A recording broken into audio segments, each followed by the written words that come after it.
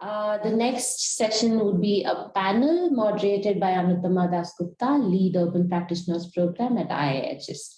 Over to you, Anuttama. The panel is on models, types, and components of individual capacity building programs. Sorry, over to you.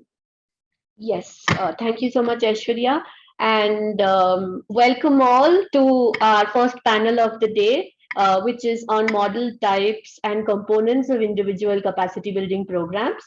With us here today is a very distinguished panel of experts.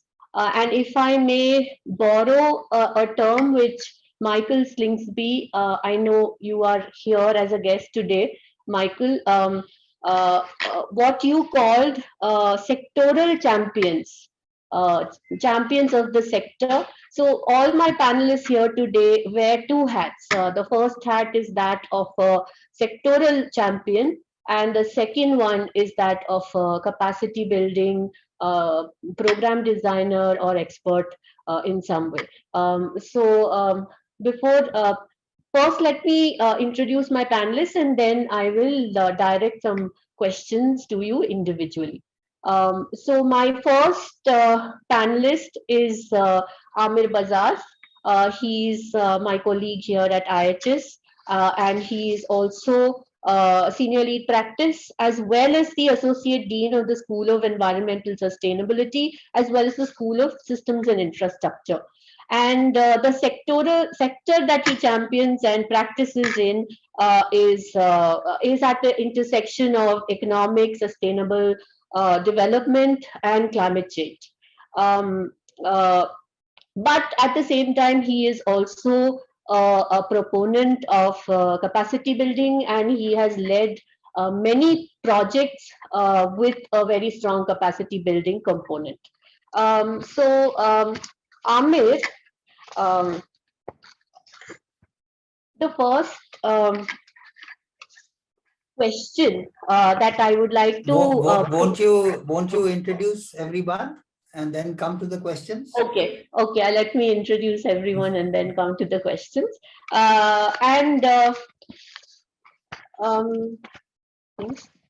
Yes, my second panelist of the day is Dr. Debjani Ghosh from the NIUA, who is a very reputed planner, and her specialty is in sustainable and developmental planning. And she has a very distinguished 20-year career in the field. But she is also part of the NIUA, where she was involved and led the monitoring and evaluation of the Amrut capacity building project, perhaps one of the largest or the largest capacity building project in urban development in India today. So those are the two hats that Dr. Ghosh wears. Our next panelist is Yogita Lokhande, who is currently working with GIZ as a technical expert, and she is a regional planner in her own right, and she is currently involved in two of GIZ's currently running projects, the Sustainable Urban Development Smart Cities project and the Sustainable Urban and Industrial Development projects. And Yogita also earlier in the career was part of NIUA, and she was also behind the scenes with the ICBP program also. Last but not the least, we have Parth Shah.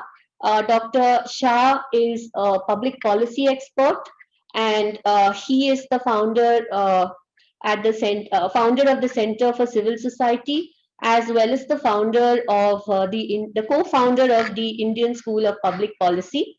And he, although he doesn't describe himself as a capacity building expert, but as we were discussing and we have been following his work, we feel that the work that he's been doing is also capacity building. But I will more about that when he speaks about his work. Now, going on to the questions. Okay, my first question, Amir, I won't ask you first. I will move on to Yogita first. This panel is on models, components, and types of capacity building. So, Yogita, as you are working with GIZ, I understand that GIZ has this very evolved model of capacity building called the capacity works. So speaking to that model, we know that capacity works is basically a cooperation management model, which basically manages different stakeholders within an ecosystem to work together. So could you tell us something about the capacity works model, and also what role does individual capacity building play in that model? So how much time do I have, Anuttama? You have about 5 to 7 minutes. Okay, great, thanks. So I'll just begin with this very brief introduction about what GIZ stands for. One, it's a German cooperation for international cooperation. It's an implementing arm for the German international cooperation primarily, and it works with various funders, but its primary commissioning is the BMZ, that is the Federal Ministry of Economic Cooperation and Development of Germany. Now, what GIZ understands by the word capacity is that it's the ability of people, organizations, and societies to be able to manage their sustainable development processes and adapt to changing circumstances. So we come from this, the whole capacity work stands on this belief. So this basically includes that we recognize what are the obstacles, we design strategies to tackle them and successfully implement them. So there are various ways in which we will, interact with individuals, organizations, and with the larger networks to be able to implement these strategies. Now, this proactive management capacity, it also takes into account political will, interests, knowledge, values, and financial resources that the agents concerned are. Now, all this just sounds like, it's a lot, this thing. What is interesting is the way it gets implemented. So we have something called project cycles. So we have like a 3-year project cycle, and the last project got extended by 1 year. So we and this is a very interesting juncture at which we are, where we are evaluating what we learned from the previous project cycle and how do we take this forth into the next project cycle. So at this juncture, something called as the capacity development strategy becomes extremely important, where we in retrospect look at what were the achievements and what were the tools that we used to achieve them, and how do we move forward. Now, one interesting thing is that, this is that so capacity development, so alongside the traditional capacity building services that we think of, like, training programs or some kind of policy dialogues, we are also looking more into projects that emerge and reflect the needs and goals of all the stakeholders that are involved. So if I can just give you an example, so we are not looking just as at training programs, but also doing it through projects. So a very recently completed project is the urban design competition at Kochi, the NT Kochi competition. What we strive to do through that is that, to bring about a change in the way our government departments or municipal corporations particularly look at how projects are conceived and implemented in cities. So a lot of times what happens is it is very supply driven. So if the municipality thinks that, this is the project that needs most attention, it does draw out a tender, and there are people, firms that, seek to qualify for that tender and then implement the project.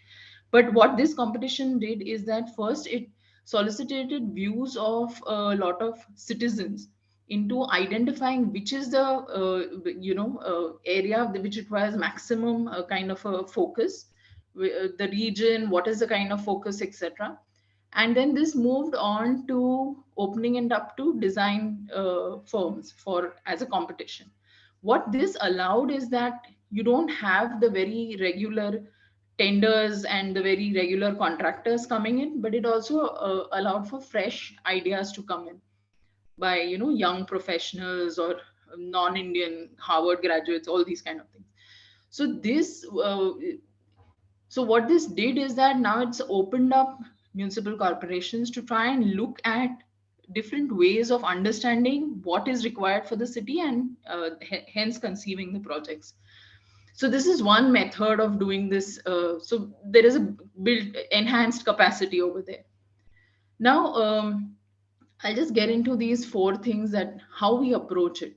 So first, we look at what is the institutional landscape. So suppose we have project cities. So under the Sustainable Urban Development Smart Cities program that I'm involved in, we work with three states and three cities within them. So Kochi, Bhubaneswar, and Coimbatore are the three cities in Kerala, Odisha, and Tamil Nadu, respectively. So, and at the national level. So what we do is we understand the institutional landscape, as in which are the institutions that we would be working with and whose capacity are we going to build. Okay. After that, there is a section called what is the required capacity? I mean, what are we trying to identify? What are we trying to achieve? And all this gets aligned with something called project objectives. So the project cycles that we have, we determine certain outputs, certain objectives. And all this, there is always a this whole attempt at trying to do this together with the partners. So if the states are our partners or the cities are our partners, we try and develop these strategies together. So the capacity works is ideally something that doesn't happen within the institution, but it's open and it happens with the partners that we are going to be working with. So after seeing what is the required capacity, we identify what are the enabling frameworks. So it could be networks, it could be systems that we require change, or some kind of policy frameworks that are required. And then it comes to strategizing the key interventions. So these could be areas for intervention and what are the enabling frameworks that are required. So this is a broad overview of the capacity works that we work with.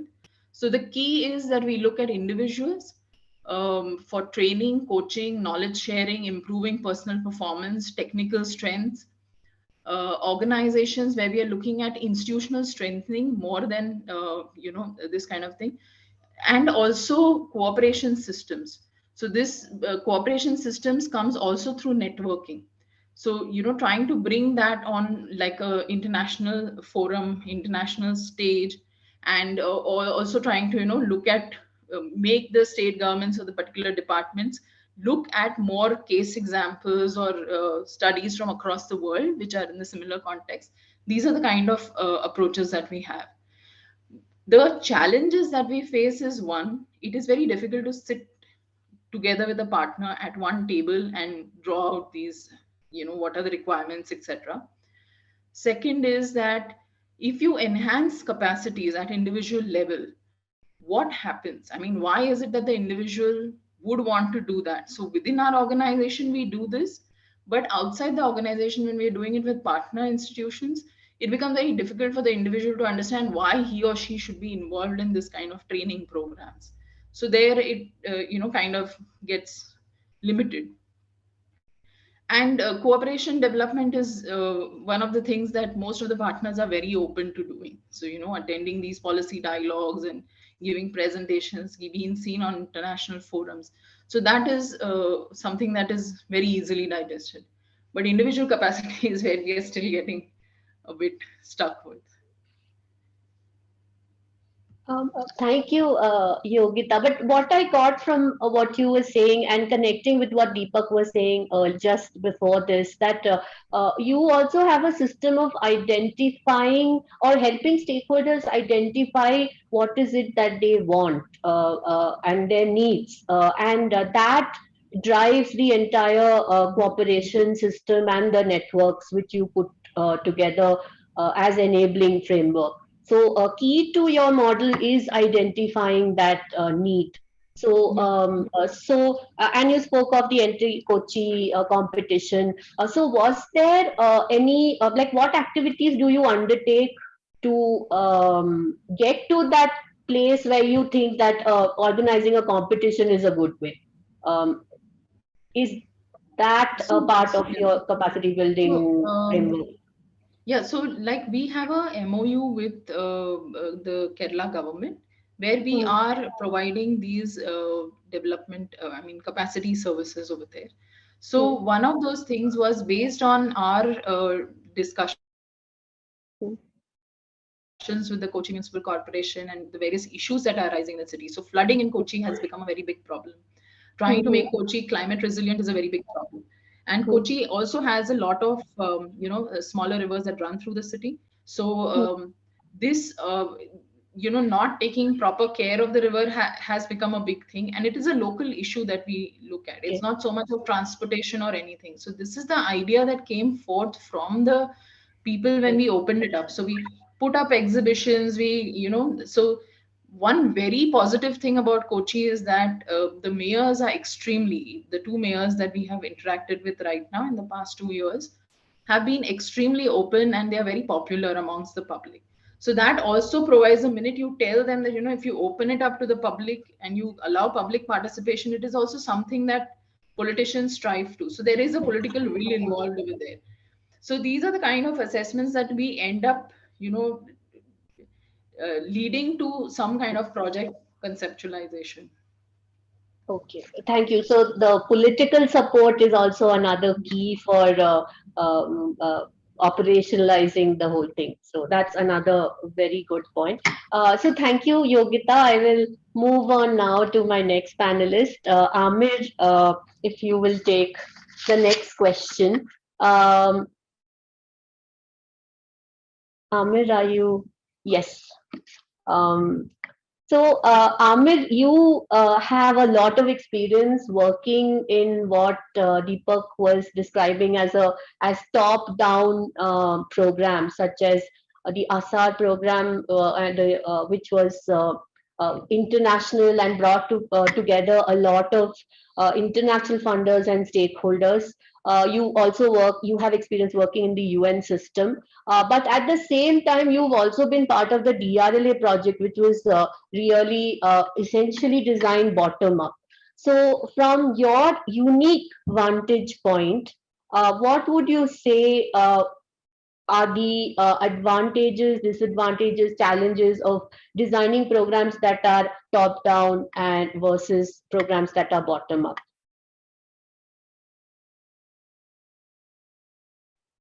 Okay, so I don't know whether these acronyms are familiar with the audience here, but quickly to kind of bring everyone up to speed. So the ASAR program that Anuttama is referring to was a very long, 5-year-long research program on climate adaptation in India, which I was leading here at IIHS, and we had many collaborators. And the DRLA program that Anuttama is referring to was a specifically designed capacity building program for centered around leadership in the disaster resilience domain. So, while the ASAR program was purely a research program, DRLA program was right from the beginning a capacity building initiative, where the intention was to understand from past work what kind of leadership traits come up when we investigate or inquire into some of the most prominent initiatives that have happened in the disaster resilience space, and then use those principles that emerge and the content that emerge and the knowledge that emerges to assemble a set of people, young people, a mix of people from all kinds of background, and try and give them a perspective and some kind of an operational scaffolding to operate and think about interventions in the disaster resilience space. So that's like the long and short of what those two acronyms were. Now, so I think I'll talk. I'll not kind of enter into this debate of top-down versus bottom-up. Every perspective or an approach has its advantages and disadvantages. But I'll talk about 3 or 4 elements that I feel are critical when we are thinking about individual capacity building initiatives.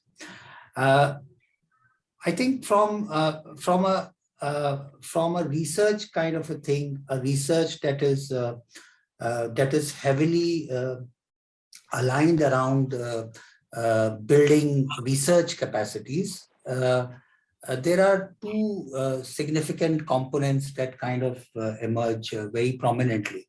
One is this idea about how do we build these research capacities. So they are young people, they come from certain disciplinary orientations, and you are coming and trying to enter into this problem solving and problem diagnosis domain around climate change, which is by design an interdisciplinary basket. So how do you think about and build capacities of these young people so that they kind of at least start to understand what the problem is and what the diagnosis of the problem is and how can we think about solutions. So, and all of this is classic, like you kind of set up learning processes, internal learning processes. You create mentorship programs. You give them agency in terms of creating small pools or small pots of money. They can think about a question.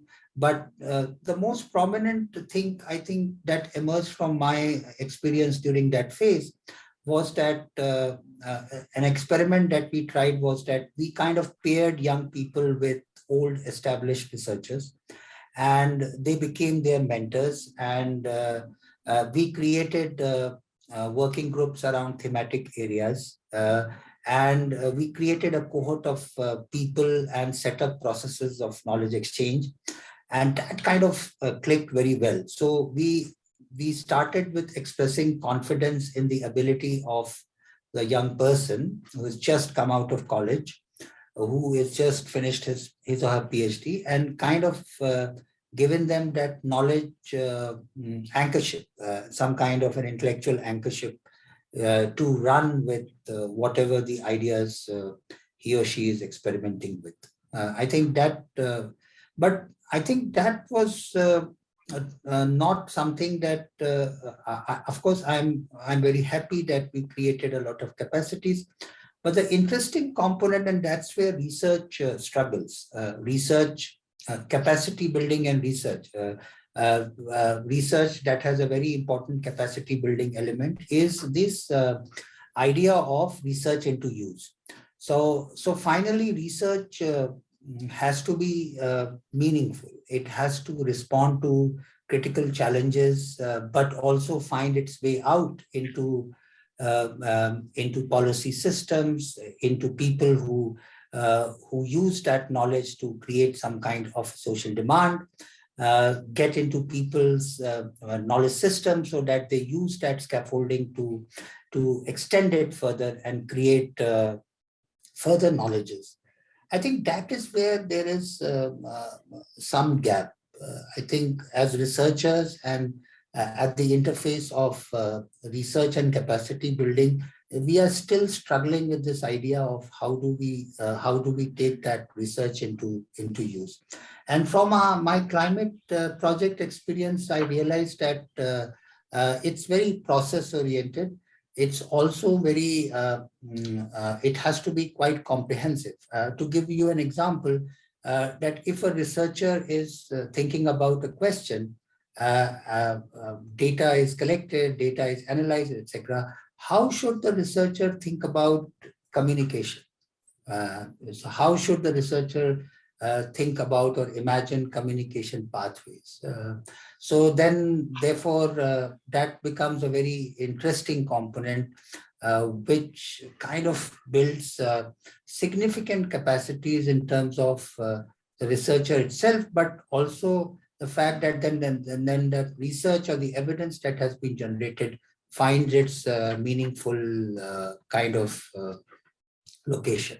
So that is the second point that I like to make. And the third point, I think, from the DRLA experience, which I reflect, I think and this is this other question which has been hitting my mind quite frequently is what are we trying to achieve through capacity building? And I think we are making this mistake of treating capacity building as a banking process. Like there is sector specific certain knowledge that is disseminated or communicated through certain measures, and then it is being consumed in that particular manner and used in a very narrow sense. If I would like to think about individual capacity building, I think for me, there are three distinct elements. There are three key words that I would like to play with. One is transformation, one is agency, and one is power. So what if the capacity building is able, whatever capacity building we are trying to do is able to influence an individual from a transformational point of view in three distinct ways, then it becomes quite powerful. So I would like to say that the program or whatever capacity building initiative has been designed should speak to individual transformation. It should speak to institutional transformation where that individual is located. And it should speak to these two processes and elements, speak to societal transformation. And when the societal transformation agenda comes, then you always start thinking about how much agency the individual has, and what is the individual's capacity or agency to influence power dynamics. And power dynamics is closely linked to decision making and policy making. And I think if we have this theory of change very clearly embedded in the way we design our programs, and we identify the touch points, and we identify how we are precisely thinking about this and focusing. We can talk about sectors, we can talk about a problem, but the medium, if it is anchored around on this scaffolding, could be really powerful. The outcomes could be really, really powerful. So I'll stop here. Thank you, Amir. That was a really great overview of CB work. I will come back to you later after we have our other two panelists speak with some follow-up questions. Moving on to Dr. Ghosh.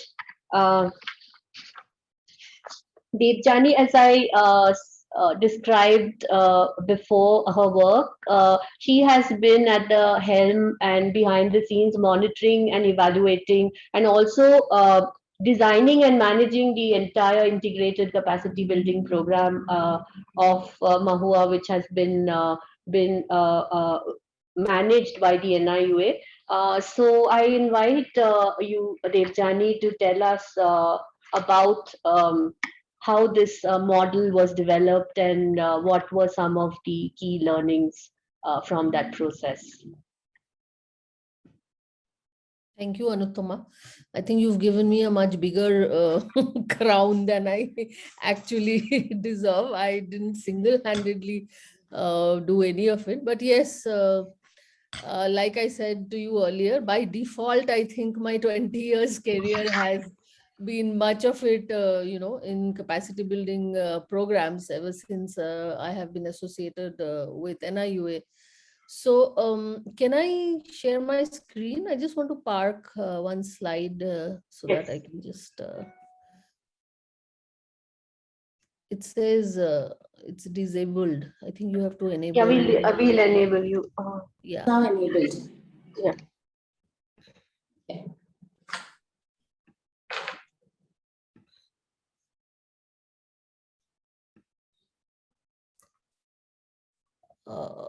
Just a minute. Now it goes into security, privacy, a whole lot of things.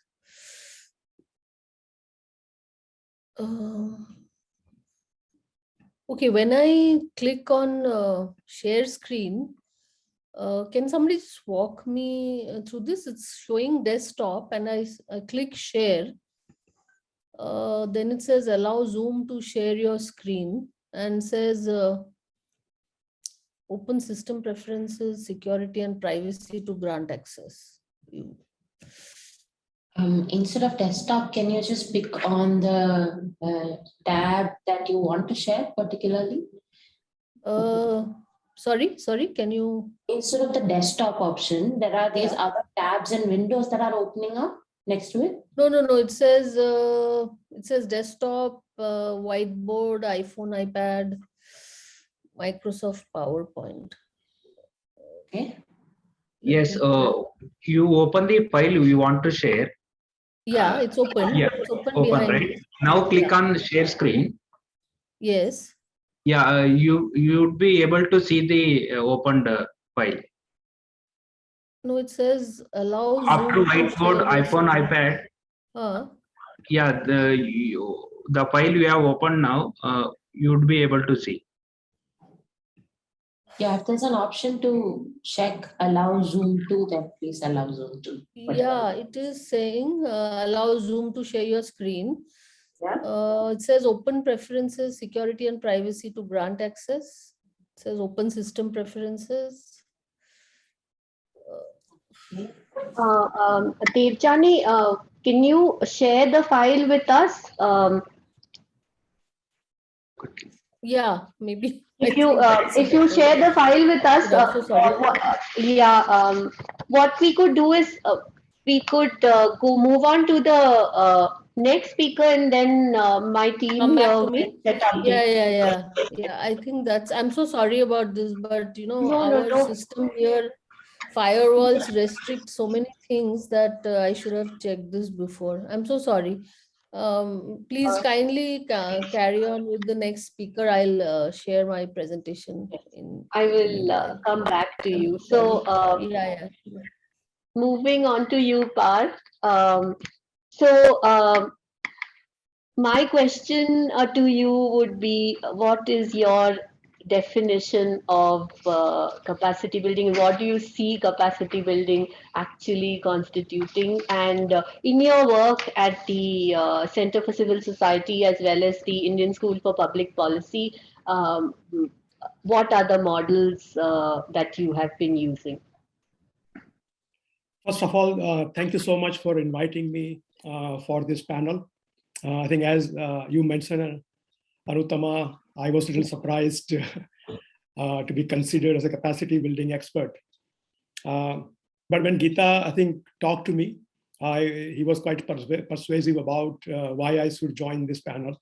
And I think I see, after hearing some of the other panelists speaking in earlier sessions, that there is an interesting link between what we have been doing at the Center for Civil Society and, of course, at the Indian School of Public Policy.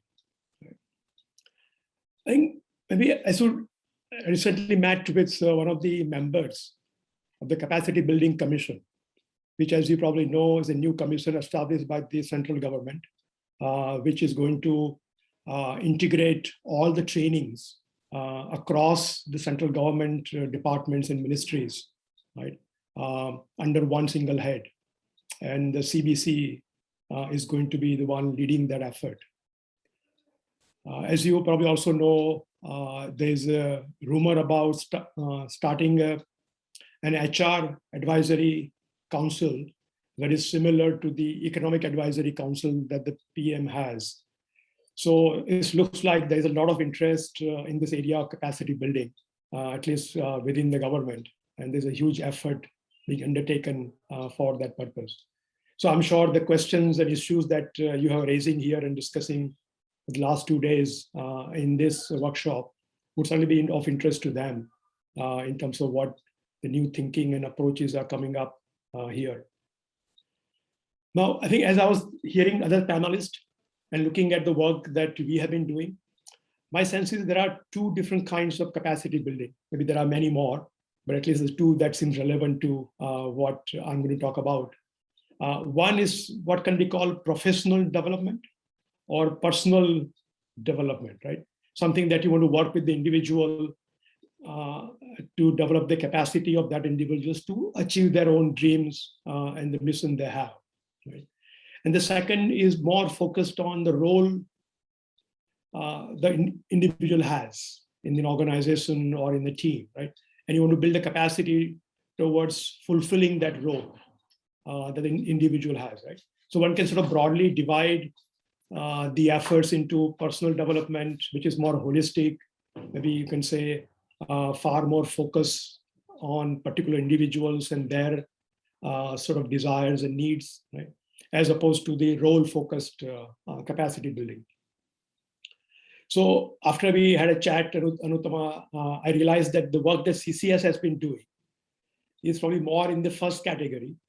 That, you know, what CCS has been doing, we work with the college and school students most commonly, and they try to sort of get them interested in public policy.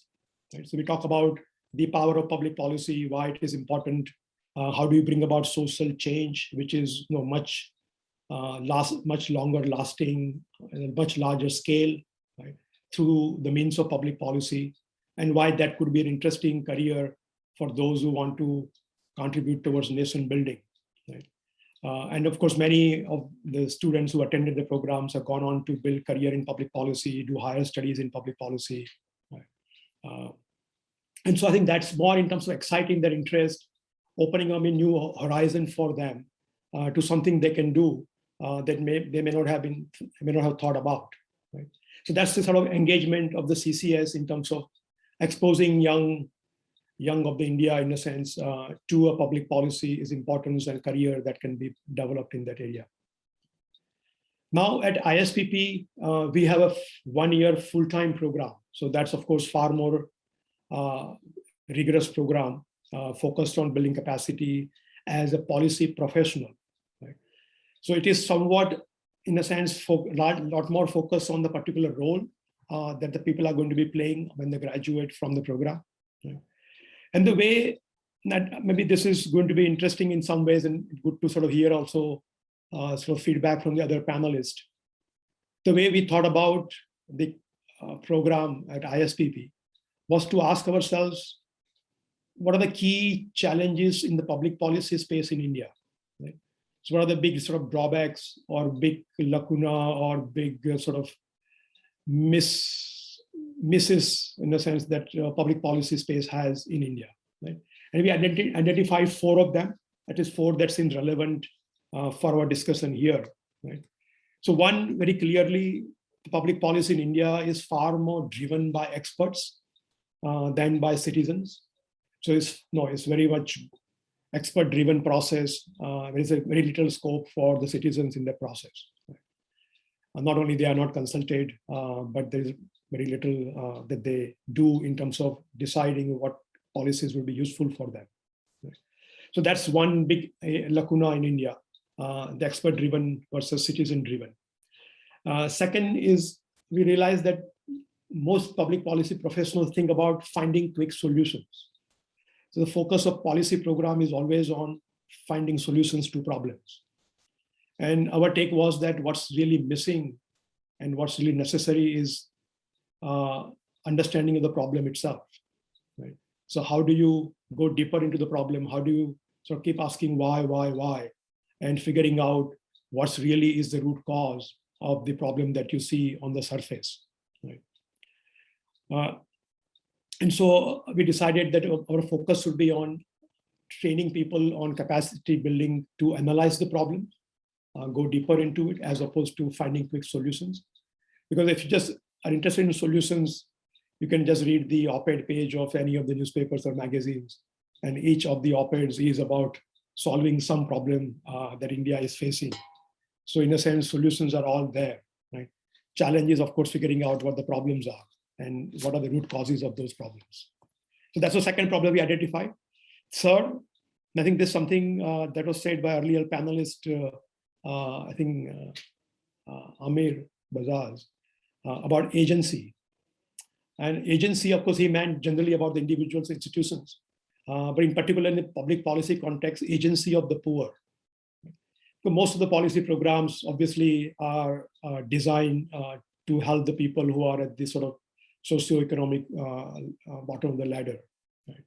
And so I think understanding the agency of the poor, not taking poor as simply a sort of mouth to be fed, a body to be taken care of, right?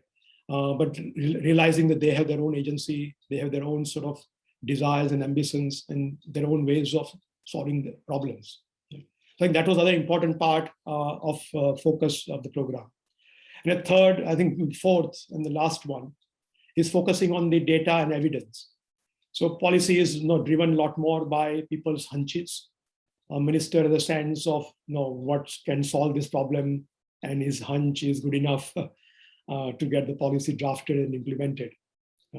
So how do we bring a little more rigor of focus on evidence, data to the policy sort of selection process?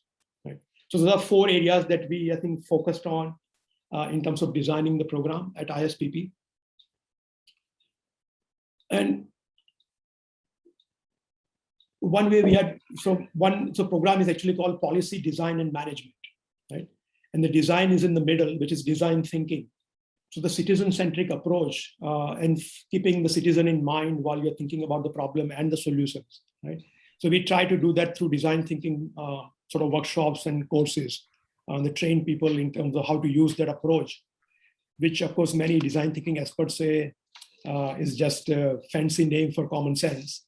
But whatever that may be, it's an important attribute, particularly for the policy professionals to have. Right? So we include that. We, of course, expose them to a lot of ground work, understanding what realities are on the ground, and thereby sort of understanding, focusing on the problems as well as the agency of the poor. Right? And of course, there's a lot of training in terms of data and evidence. That's through the course in data analysis and statistics and all of that, and monitoring and evaluation. So I think that's really the focus in terms of the overall structure of the program. So I think that ISP program I see more as focused towards building skills, which is for a particular role that people are going to perform. I think that's probably one way to think about what we have been doing at CCS and at ISPP. Thank you, Dr. Shah. I will move on to the last speaker now, but we will come back to you for further questions. Debjani, are you able to share your screen now?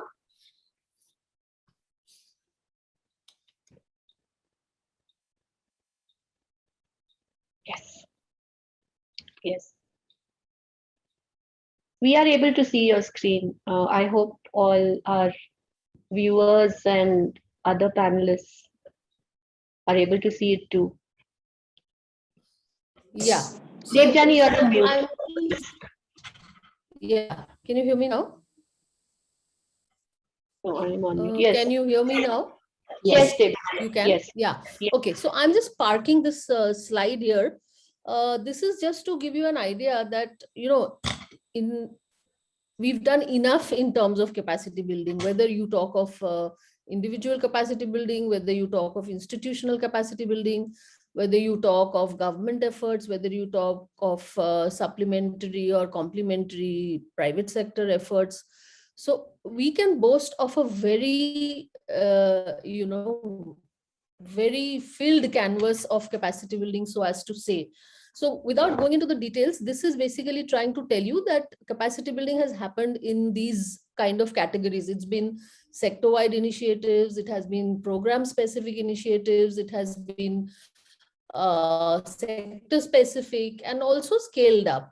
And with each intervention, we have tried to create, exchange programs. We have tried to create platforms where knowledge can be exchanged. We have tried to, bring in more people, try an interactive platform. So this is basically telling you chronologically where and when what all efforts have been undertaken, both by the government and bilateral, multilateral funded initiatives, both in terms of programs as well as projects. And, with each program affiliated to that, a platform had been set up so that, there is some legacy which remains post the program coming to an end. But having said that also, NIUA, like Anuttama mentioned, has been, because it's the research wing or the back-end wing of the Ministry of Housing and Urban Affairs, we have in some way or the other been involved in each and every one of these programs, which the government has also initiated, and some of the private sector ones which have been parked at NIUA also. But what is surprising is that, it comes with a certain focus. We initiate a program, we initiate platforms along with it. But when the program comes to an end, there is nothing to say that that institutional structure has been built or developed so that, there is learning which can be taken forward post those programs. And the ICBP program, which Anuttama you were mentioning about, is also a much modified sector program, which, it was decided that mission related programs which also wanted to incorporate a specific component of capacity building had to be done on a very general and all encompassing way. So instead of having individual capacity building programs with each mission, the ICBP kind of started with the intention that all of these missions would be amalgamated under the integrated capacity building program. And NIUA again was the strategic partner for this. And one of our key tasks under this program was basically to do a level of monitoring and evaluation. But even monitoring and evaluation is not the way we understand it. It was not monitoring and evaluation of the program per se. It was basically trying to monitor and evaluate the learnings from the individual participants' point of view. So what NIUA's role was that, okay, so this was basically the monitoring framework which NIUA followed when they were trying to monitor the ICBP program. That what the training entities, you must be, I'm not going into the framework of the ICBP because all of you must be knowing that there are empaneled training entities who actually carry out the capacity building training and capacity building under ICBP. So what NIUA was basically doing was they were following a 3-tier methodology in trying to monitor this. They were analyzing the standard feedback which was collected from the participants. At the end of every program, the training entities who were conducting the program were getting the feedback form filled by the participants. And the second tier was also assessment of the course structure, because once the modules were prepared, they were sent to NIUA for vetting and a standardized, we were like basically trying to see whether the quality was maintained, a standard was maintained in that course structure. Of course, with customized state level interventions which were built into it. And also we were doing 2% sample interviews from the participants. Now, this kind of evaluation does not really give you, I would say, a very robust kind of feedback from for the program, because on the one hand, we had set monitoring parameters, they are listed here, and we were rating the programs depending on the expectations of the participants. But once you do an on-site evaluation by a third party, you don't really know how much of an effect a particular program has. So all we were doing at the end of the day was trying to monitor whether the programs conducted did bring any value to the participants, whether the arrangements put in place were good enough for the people who participated, and whether they had any learning which they could carry back to their workplaces in order to implement them. So this was all in terms of monitoring and evaluation, which we were doing with the ICBP programs.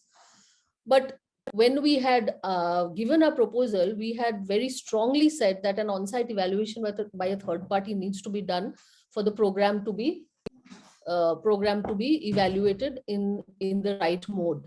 So this is where we drew the line, because that was what was expected to us. And we were just kind of filling in the evaluation performa by saying that these many programs were held by each of the institutes, and these were the kind of participants who came, and this is what their feedback from the programs were, and so on and so forth, based on which the funding was being released to the training entities. Now, the biggest problem in this kind of monitoring and evaluation is that the framework which was built for the ICBP, it did have the component of trying to judge what the participant had learned 6 months down the line. It was built that when you go back to your workplace after 6 months, there would be an evaluation conducted to see how much of what you had learned you had put back in your workplace. And also the component of a mentoring, which was there at the workplace, that in order to, these were experts who would help you in if you needed anything which you wanted to implement in your workplace and what you had learned. But that overall component of monitoring and evaluation was never something which could happen, so that it would give you a very concrete idea that, okay, this was the program which is being run, and this is what the learning was in terms of how we evaluated or monitored this particular program. So this is, I think, a little bit about what ICBP is about. Do you want to ask another question, or do I say something about the assessment? Actually, the question that I wanted to ask you, and it's also open to the other three panelists, is this very specific thing that we are able to evaluate and map our capacity building initiatives to the first order outcomes, to the trainee or the participant or the learner. How do we, or do we know that we don't have much of a framework to map it to the final outcomes of the mission or program or project? And going back to even what Deepak was saying earlier on in the day, that that is the critical piece. So in your mind, and again, since we have very little time left, to all the other panelists, do you think there exists, or what could be a framework for evaluating this kind of second and third order impacts? So since I was speaking, let me just continue quickly. 2 points which come to my mind is that when you're designing a capacity building program, some of the important components to be kept in mind are the outcome and the output. What is it that we are going to get from conducting this kind of a program? If you have a vision of the outcome and the output, and you give equal importance to the learning, then I think, capacity building is not that much maligned word where, people talk, oh, that's only skill development, that's only very, limited time activities. It does not build your capability, it just builds your capacity, blah, blah, blah, blah. So what I would say, to me, what is one of the most important is that whenever you're visualizing a program like this, you have to have the outcome in mind. What is it that I'm going to achieve through this kind of a program? And B, that the content and the learning has to be very well defined. If you have the learning defined very well, and if you can connect between the learning and that practice, I think that is where, it will make a difference. Unless you do that, creating that bridge between learning and practice, and then the outcome is that, what is the legacy? Once this is over, how do you sustain it? If these components are kept in mind, and of course every capacity building program, be it something which is driven by the government, or be it something which is project specific or donor specific, the focus has to be that it is a combination of knowledge development, skill development, as well as learning. And of course, partnership. If you are keeping all of this in mind, and then your learning and outcome is strong, I think, this kind of a framework will give you what you're desiring in the end. Thank you. I think you really summed it up very well as our next action steps, and something that we at the CDF also would like to reflect upon moving forward. We have completely overshot time, so although I have some very interesting questions which we will perhaps forward to you individually, and maybe we can dwell on them further. I will close the panel discussion here. Thank you once again for being here and for sharing your all your insights and experiences with us. Thank you so much for being here. Thank you. Thank you. Thank you. Thank you. Thank you so much. Thank you, Anuttama. I thank all the panelists for joining us today, giving specific examples of different models of capacity development programs and talking about why these models work. It was really useful. Thank you, Amir, Debjani, Parth, and Yogita. It was fantastic listening to you all.